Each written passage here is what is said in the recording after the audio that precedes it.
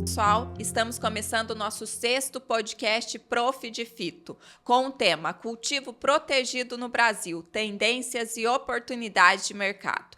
Para quem não me conhece, eu sou a Cristiane Reis, fundadora da plataforma Prof de Fito.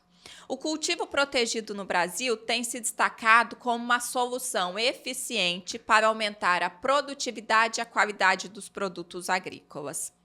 Com essa técnica, se oferece um maior controle das condições ambientais, reduzindo as perdas causadas por pragas, doenças e condições climáticas adversas, além de permitir produções mais sustentáveis e sazonais. É nesse contexto que hoje, no 6º podcast, recebemos a Suede. Suede possui graduação em agronomia pela Unesp, mestrado e doutorado em ciências na área de fitotecnia pela Exalc e tem experiência nas áreas de horticultura, floricultura, cultivo hidropônico, cultivo protegido e substratos agrícolas. Primeiramente, Suede, gostaria de te agradecer por estar aqui conosco, por participar desse projeto, pelo apoio. É uma satisfação tê-la aqui conosco. Fique à vontade para poder se apresentar ao nosso público. Olá, Cris, tudo bem? Primeiramente, obrigada pelo convite. É um prazer realmente estar aqui e também é um prazer falar sobre o cultivo protegido, que é uma área que eu gosto tanto. Então, vamos conversar um pouco aí sobre esse mercado que cresce tanto. Com certeza. E nesse sentido, Suede, para o pessoal te conhecer um pouco mais, conta pra gente sobre a sua trajetória acadêmica. Sim, vamos lá. Então, assim, quando eu iniciei a minha graduação, a primeira área que eu fui fazer um estágio, que eu me identifiquei, foi na horticultura, que foi onde eu iniciei assim, os meus primeiros experimentos dentro de cultivo protegido. E desde então, depois da graduação, eu já iniciei a minha pós-graduação também, fiz o meu mestrado e o doutorado também na área de cultivo. Na verdade, não era no cultivo protegido, era na área de horticultura, mas todos os experimentos que eu conduzi durante o período que eu estive estudando foram em cultivo protegido. E a realidade do cultivo protegido para o campo aberto, eles são bastante diferentes no sentido do manejo, né? A forma de você trabalhar e adubar e fazer o manejo dessas plantas é bastante diferente. Então, eu acabei que me especializei bastante nesse tipo de cultivo. Olha que bacana, né? E para coincidir, eu também, na área de fitopatologia, iniciei na graduação desde o 2º semestre em estágio na fitopatologia e segui a graduação toda estudando e fazendo estágio na fito e depois a pós-graduação também na fitopatologia. Quando a gente se encontra na graduação, né, você toca o barco e segue. Exato. Principalmente quando a gente se identifica com a área, né? E é uma área que eu gostava bastante. Durante a minha, tanto da graduação quanto na pós, eu sempre trabalhei na área de fertirrigação, de adubação. Então, é uma área que me chamava bastante atenção e é uma área que cresceu muito no Brasil e no mundo, né, nos últimos anos, porque os produtores estão cada vez se especializando mais, procurando cultivos mais tecnificados, e o cultivo protegido ele vem de encontro com essa evolução do mercado. Então, acabou que eu trabalhei sempre voltado para o cultivo protegido, mesmo que fossem diferentes segmentos dentro dessa área. Ah, muito bacana, e com certeza uma área de grande importância aí para a agricultura como um todo, né? Sim. E como que foi aí esse seu final de graduação, de pós-graduação para a entrada no mercado de trabalho? Sim, aí é uma história bastante interessante. Por quê? Quando eu estava no doutorado, inclusive, eu fiz uma parte do meu doutorado fora do Brasil, né? Eu tive a oportunidade de fazer o que dava um nome na época de doutorado sanduíche, né? Então, uma parte do meu doutorado eu fiz na Universidade da Flórida, onde eu desenvolvi experimentos também na área de floricultura, né? Também com fertilizantes dentro de estufas. Quando eu retornei para o Brasil, já estava ali no final do meu doutorado, e é quando a gente começa aquela busca de ingressar para o mercado de trabalho, né? Você busca as oportunidades. E eu tentei tanto dar aulas em faculdade quanto em empresas, né? E, coincidentemente, durante o meu doutorado, eu entrei em contato com algumas empresas, porque a gente faz esse contato durante, né, a pós-graduação. São pessoas que fornecem alguns suplementos que a gente precisa ali para, né, os experimentos e tal. E durante o meu doutorado, eu tive contato com uma empresa de plásticos. Quando eu voltei para o Brasil, que eu comecei a procurar oportunidades, eu entrei em contato com essa empresa e eles estavam procurando justamente uma pessoa para a área de pesquisa na empresa. E deu certo, comecei então a trabalhar nessa empresa e foi assim uma virada de chave na minha vida, foi uma empresa que me deu oportunidades muito boas. Então essa empresa ela me trouxe uma outra realidade também de ir para o mercado de trabalho e conhecer os produtores na realidade, como eles funcionam, como que os produtores trabalham, né? Porque dentro da universidade a gente vive uma realidade diferente do que é realmente no campo. E eu viajava o Brasil todo. E foi nessa fase que eu tive a oportunidade de visitar alguns dos maiores produtores na área de horticultura no Brasil. Os principais grupos de produção aí de frutas, de hortaliças e de flores, eu tive esse contato, né? E me especializei ainda mais, dava muitos treinamentos, né, para produtores, para clientes. Depois de 3 anos, mais ou menos, eu tive a minha filha, né? Nesse período, eu fiquei afastada do mercado de trabalho. Fiquei 2 anos com ela e foi uma fase bastante difícil, que a gente está acostumado a trabalhar, então a gente sente a diferença. E depois de 2 anos, né, hoje eu vejo que foi muito bom, né, eu estar com ela, mas depois de 2 anos eu reingressei para o mercado de trabalho como professora na Universidade Estadual de Maringá, onde eu fiquei por 4 anos.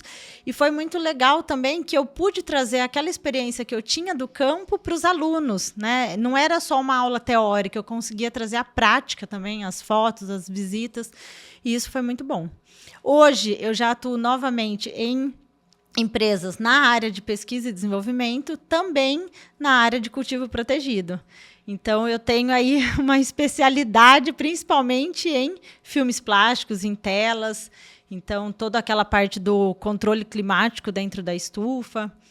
E é isso, estamos no mercado até hoje, aí, atuando nesse segmento. Que bacana, quanta experiência, né? Quanta história você deve ter para contar. Imagina juntar, né, unir a teoria que a gente aprende lá na área acadêmica com a prática do dia a dia do campo e terem aí grandes produtores para você acompanhar e aprender junto com eles, porque a gente está ali fazendo uma troca de conhecimento. Né? E sabe o que é o mais legal também, Cris? Que eu sempre gostei muito da área técnica, né? Eu falo que eu não sei vender, eu sei desenvolver e pesquisar. E a área de desenvolvimento é uma área que não acaba nunca. Por quê? Porque a gente está sempre descobrindo novos materiais, novas moléculas, e a gente tem que se enquadrar nas necessidades também do mercado. Então, por exemplo, se a gente vê que a gente está passando por mudanças climáticas, que os produtores têm que cada vez mais tentar quebrar um pouco mais a radiação solar, baixar a temperatura dentro da estufa, que isso é uma problemática no Brasil. Então, a gente tem que trazer isso para os nossos materiais, né? No caso, falando de cultivo protegido para os filmes, para que isso ajude o produtor a chegar ali no resultado final que ele precisa, na quantidade de luz necessária para as culturas, né? Para o ajuste, por exemplo, de umidade, controle do vento dentro do ambiente protegido. Então, os materiais têm essa função também, e eu hoje, enquanto desenvolvimento, né, a gente está sempre buscando isso no mercado para se atualizar. Com certeza. E dentro dessa sua história aí, muitas engenheiras agrônomas devem ter se identificado, eu me identifiquei, inclusive, porque a gente tem uma função maior na vida, né, do que o profissional, que é o ser mãe. Né? E você disse que durante aí o seu período de trabalho e depois o seu retorno, você ficou 2 anos com a sua filha. Né, que é uma bênção a gente ter essa possibilidade de estar ali com os nossos filhos, vendo eles crescerem, né? Como que foi essa dificuldade ou esses desafios que você teve após esse período para o retorno ao mercado de trabalho? Porque muita engenheira agrônoma que corre o Brasil todo também pode passar por essa situação ou pode estar passando por essa situação e está nos ouvindo agora. Nossa, Cris, essa pergunta é muito boa, porque a verdade é que, assim, bons profissionais nós temos muitos, porque nós temos ótimas universidades e pessoas que têm uma ótima formação teórica, né? Uma frase que eu gosto muito de falar é que a gente tem que sair da nossa zona de conforto. Isso faz parte da nossa vida, mesmo assim, enquanto profissionais, né? E se você quer se enquadrar e se destacar no mercado, você tem que sair da sua zona de conforto. A partir do momento que você tem um filho, né, as suas prioridades são diferentes. Então, você tem que ir se ajustando, né? Isso exige, né, uma rede de apoio, isso exige alguns cuidados que a gente passa a ter, que daí passa a não ser só mais nós, né? Passa a ser nós, mas temos o filho também, que é uma responsabilidade muito grande. Então, a gente tem que ajustar o nosso calendário, ajustar, né, as nossas demandas com a vida deles, né? Como eu falei, hoje eu atuo na área de desenvolvimento de uma empresa, viajo também o Brasil todo.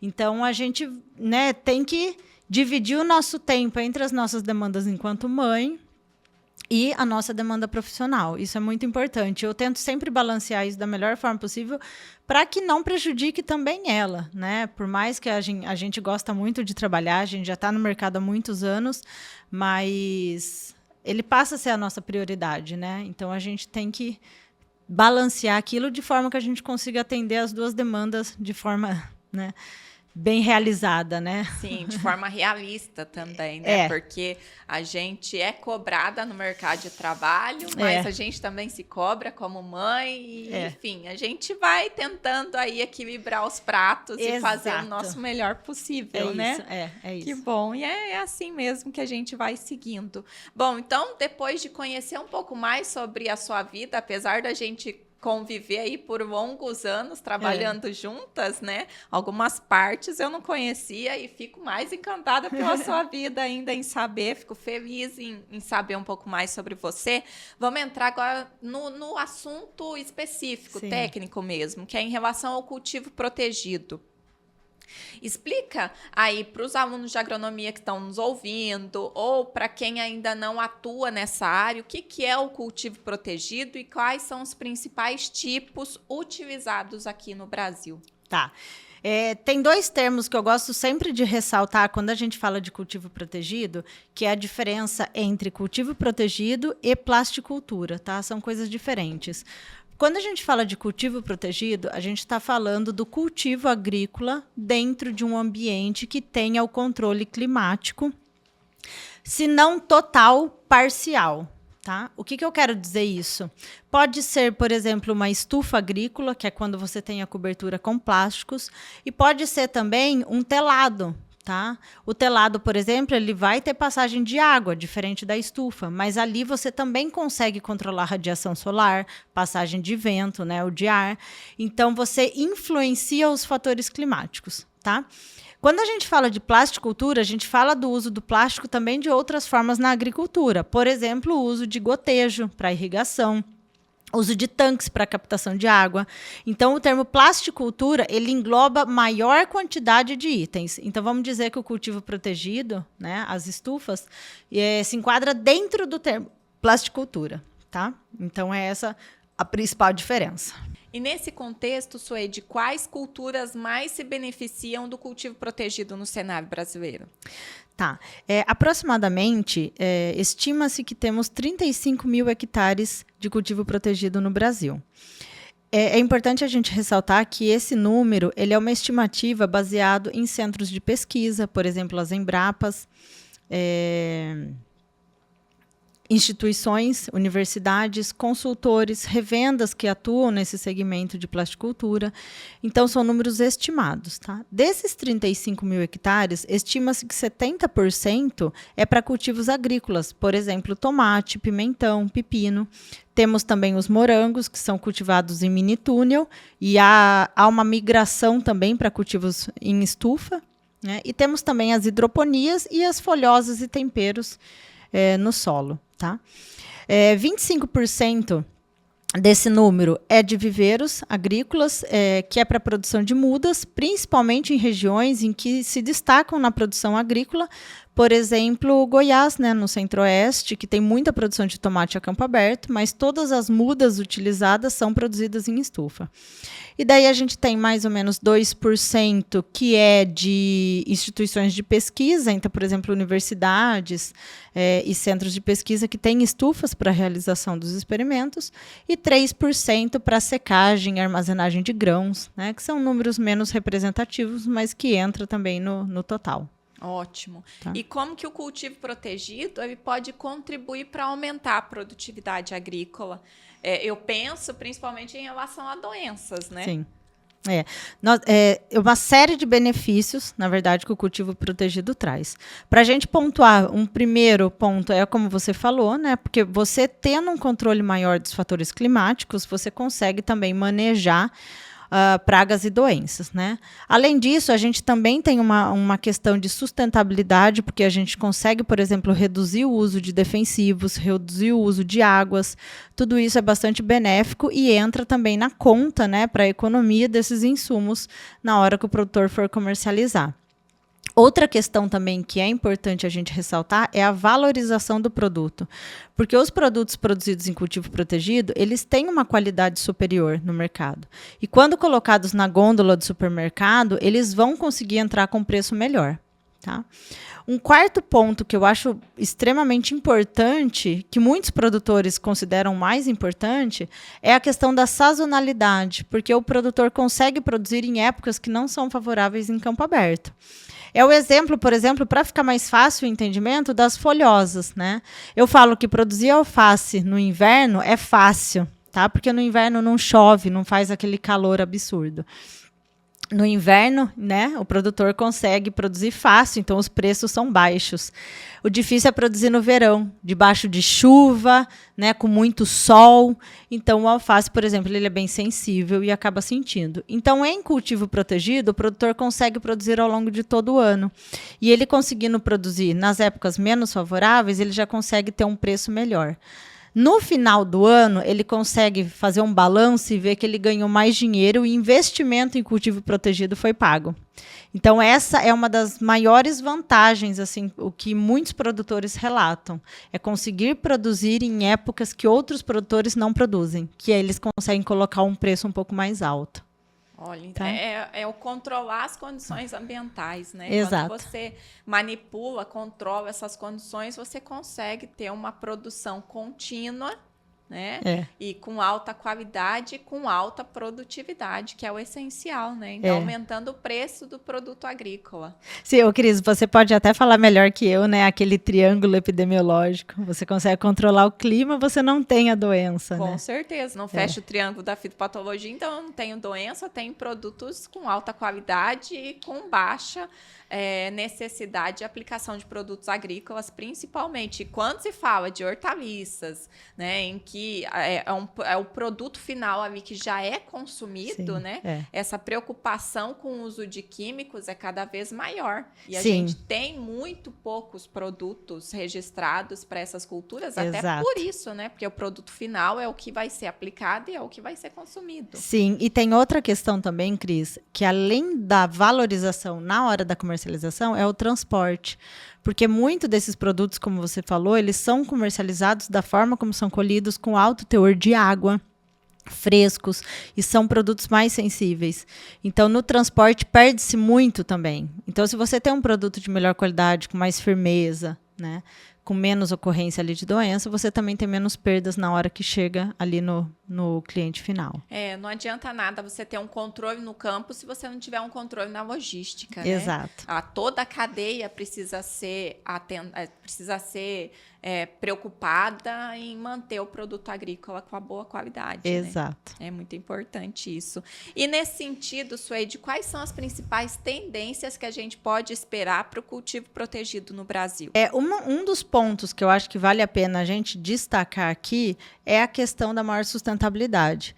É um assunto que tomou uma proporção bastante grande nos últimos anos, né? Visto que busca-se por produtos mais sustentáveis, né? Busca-se por fatores que têm um menor impacto ambiental. Então, o cultivo protegido ele vem assim muito de frente com a sustentabilidade, porque além de você estar tendo uma produtividade maior por metro quadrado, você consegue reduzir custos e menor uso de também insumos, como, por exemplo, defensivos. Então, tudo isso favorece também para o produtor em cultivo protegido fazer a valorização do produto dele, e também tem a questão da certificação.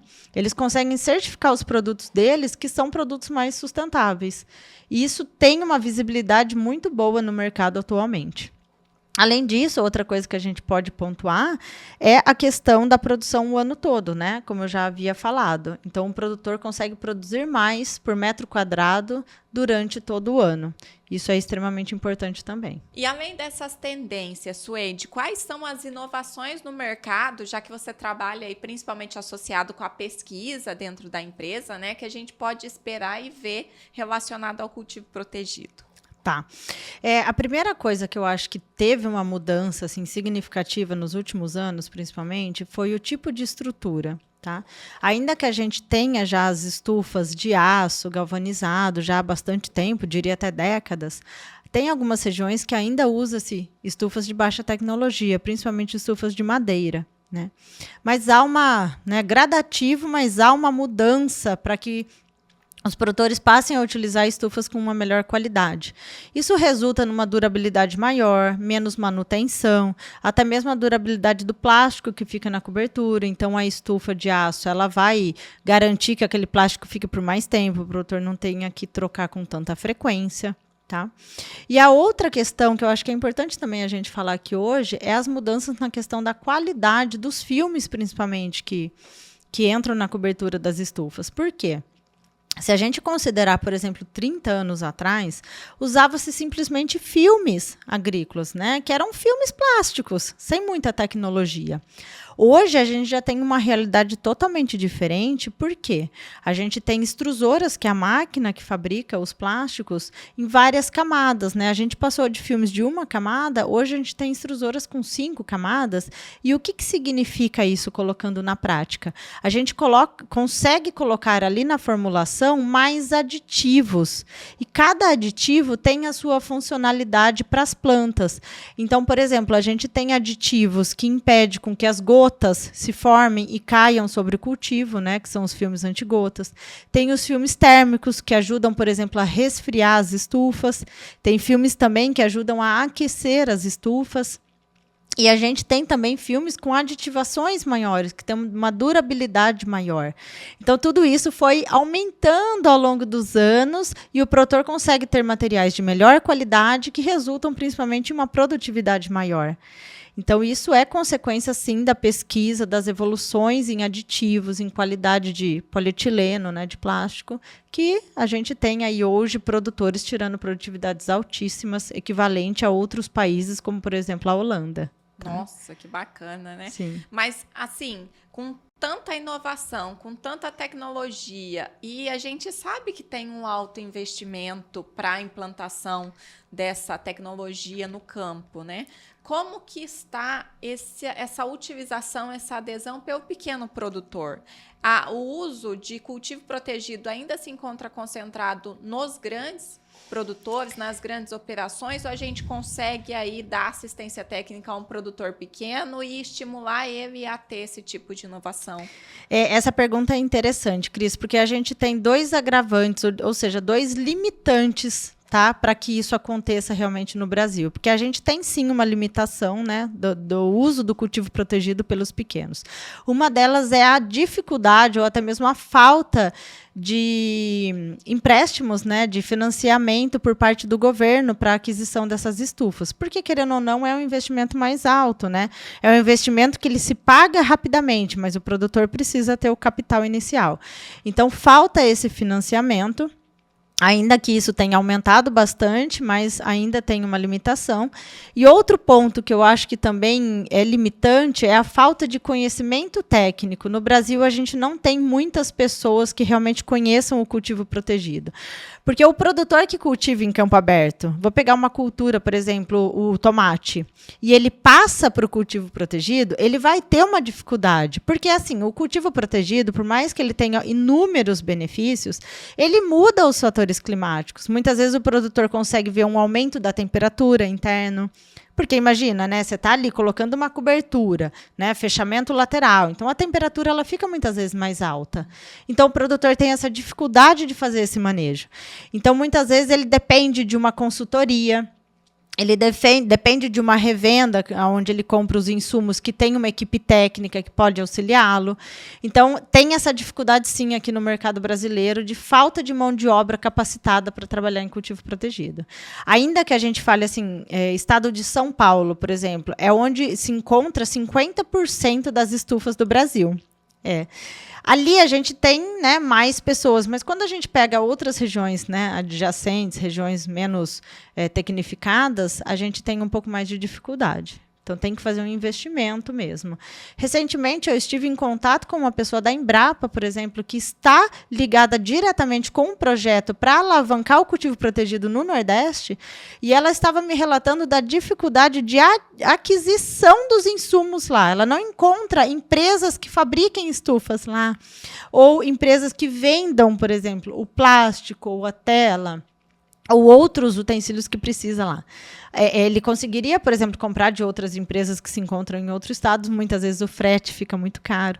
Então, olha só, né? Até para comprar estufa, às vezes fica mais difícil. Então, a gente precisa realmente divulgar a tecnologia, capacitar pessoas para que ele se dissipe aí Brasil afora. Com certeza. Então, é um ponto, o cultivo protegido é um ponto que, além de trazer a tecnologia para aumentar a produtividade, ainda é uma oportunidade, seja para estudantes de agronomia ou seja para profissionais do agro que estão no mercado, mas que muitas vezes querem mudar a sua área de atuação ou estão em busca de oportunidades, né? É uma alavancada aí na profissão. Sim, foi legal você falar isso, Cris, porque eu, enquanto professora de horticultura, eu sempre tive uma dificuldade, né?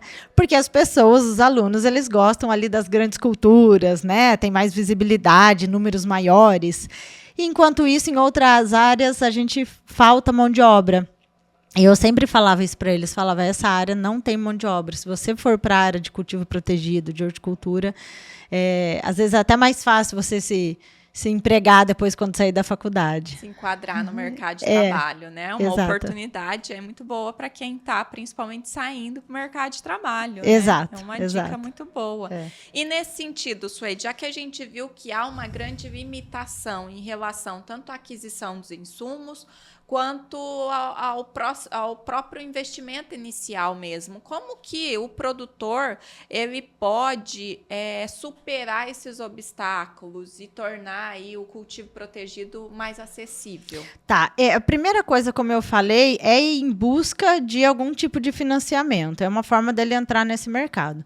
Segundo, você não precisa começar com uma estufa de 1.000 metros quadrados, tá? De alta tecnologia. Pode começar assim, com uma estufa, por exemplo, de madeira, né? Pode começar com uma estrutura um pouco mais simples, e daí ele ir avançando. Eu conheci muitos produtores que foram assim. O produtor muitas vezes começa ali com um telado, depois do telado ele constrói uma estufa, depois outra estufa, daí reforma aquela estufa, já faz uma estufa metalizada. Então, ele vai melhorando a qualidade das estufas. Até que a hora que você vê, ele já está ali com toda a área coberta e produzindo só sob cultivo protegido. Sim, é tão usual a gente ver o produtor realizar testes na propriedade dele, muitas vezes por conta própria, né? Então, por que não ele começar com uma área pequena, ir analisando, observando, e daí depois ir progredindo dentro da sua propriedade, aumentando conforme o retorno que essa atividade vai dar a ele também. É isso mesmo. Né? E nesse sentido, Suede, a gente viu das vantagens do cultivo protegido, inclusive em relação ao controle das condições climáticas. Mas o produtor, para implantar o seu cultivo protegido na área, ele tem algumas limitações climáticas ou regionais para a implementação dessa prática? Tá. Alguns cuidados têm que ser tomados na hora de instalar a estufa. A primeira coisa que eu gosto sempre de ressaltar é a altura dessa estufa. É o que a gente chama de pé direito, né? Que é a altura do poste mesmo. O produtor não pode, não deve utilizar estufas de pé direito baixo. O que é baixo? Por exemplo, 2 metros de altura, 2,5 metros. A gente sempre recomenda acima de 3,5 metros, 4 metros. Para quê? Para que ele não tenha aquele calor, principalmente ali onde as plantas estão sendo cultivadas, tá? Isso é um cuidado que ele tem que tomar já na instalação da estufa, porque senão ele realmente vai sentir muito calor e a planta chega a queimar, tá? Outro cuidado também é a posição dessa estufa no terreno, né? Sempre direcionar ela para onde tem os ventos principais. Então, se é uma área ali, por exemplo, de relevo um pouco mais acentuado, procurar direcionar essa estufa aonde tem o vento principal. Por quê? Porque esse vento ele vai ajudar a retirar esse calor aí acumulado ao longo do dia. Tá? Esses 2 cuidados, ele já tendo isso no momento da instalação, ele já consegue resolver bastante coisa. Depois, num momento posterior, ele pode, por exemplo, apostar em controladores de clima, por exemplo, um ventilador, um exaustor, um nebulizador, que são formas de você ir controlando, uma tela de sombreamento também interna, para controlar o clima ao longo do dia. É muito comum esse tipo de estrutura, por exemplo, produtores de flores, porque a flor é um mercado que, se a flor não está bonita, as pessoas não compram, né? A gente compra com os olhos. Então, o produtor tem que garantir que não haja nenhum tipo de...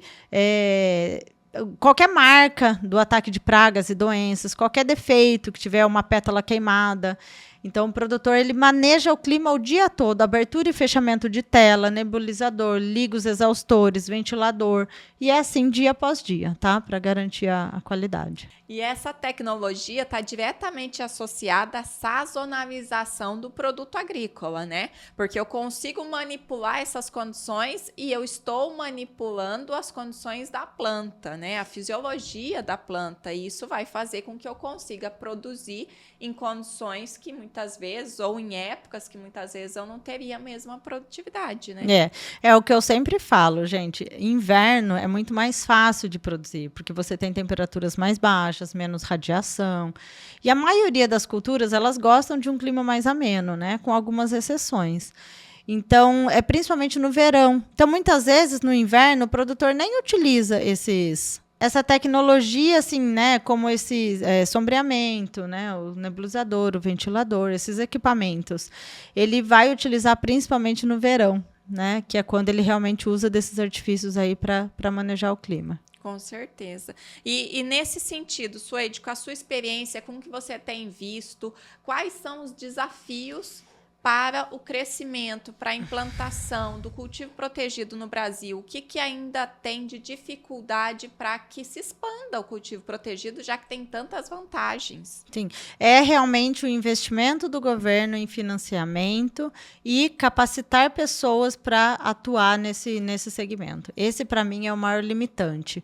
Porque as pessoas, muitas vezes, o produtor sabe do benefício, mas ele não consegue investir nisso, porque essas são as 2 principais limitações. E com certeza o engenheiro agrônomo ele vai auxiliar o produtor também no caminho a seguir associado a essa busca pelo investimento, né? Não só na parte técnica, mas ele pode auxiliar o produtor também em aonde buscar financiamento, qual financiamento buscar, né?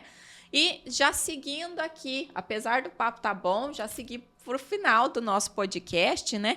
Com toda a sua expertise no ramo, quais são as perspectivas do cultivo protegido no Brasil para os próximos anos? Lembrando que eu acho que é importante a gente aqui reforçar, né, a necessidade dos profissionais qualificados. Então, é uma oportunidade gigantesca aí de mercado para engenheiros agrônomos, né? Sim, sim. Nossa, tem uma oportunidade enorme. Estima-se que cresce anualmente 20% da área de cultivo protegido no Brasil. Então, cresce bastante. O que falta realmente é os engenheiros agrônomos, né, entrarem para esse mercado da horticultura, principalmente, e começar a divulgar as tecnologias e capacitar também os produtores para manejar corretamente as plantas dentro. Porque muitas vezes o produtor começa a usar, aquele produtor que produzia em campo aberto, e tem essa dificuldade, daí muitas vezes acaba desanimando. Então, tem que ter essa rede para divulgar e também para ensiná-los a utilizar essa tecnologia que é muito vantajosa. Com certeza, sem sombra de dúvida, né? E já finalizando o nosso podcast, Suede, gostaria mais uma vez de agradecer a sua participação, o seu apoio. Com certeza trouxe insights, trouxe as suas experiências que vão aí com certeza estimular profissionais ou estudantes de agronomia a buscar por essa área, né? Que tanto está aí precisando de profissionais para alavancar esse mercado dentro do nosso país, né? Então, agradeço muito, tá? Se quiser colocar mais alguma contribuição, alguma coisa que a gente não discutiu aqui, que você queira complementar, fique à vontade. Sim, eu agradeço a oportunidade de estar aqui falando dessa tecnologia que eu gosto tanto. Eu sempre brinco que eu sou apaixonada pelo cultivo protegido. Meus olhos brilham quando eu entro dentro de uma estufa de flor.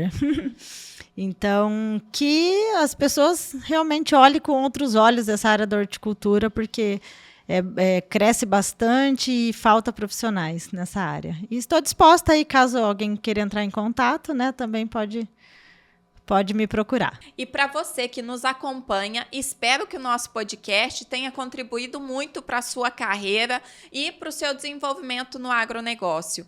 Gostou do podcast de hoje? Então curte, compartilha, comenta aqui nos comentários quais são os profissionais do agro que você quer ver aqui ou quais assuntos você gostaria de ouvir no nosso podcast. É meu ex-aluno? Me manda um WhatsApp, manda um direct, coloca o comentário aqui que você também quer vir contribuir aqui para o nosso podcast e contar suas experiências após a formação.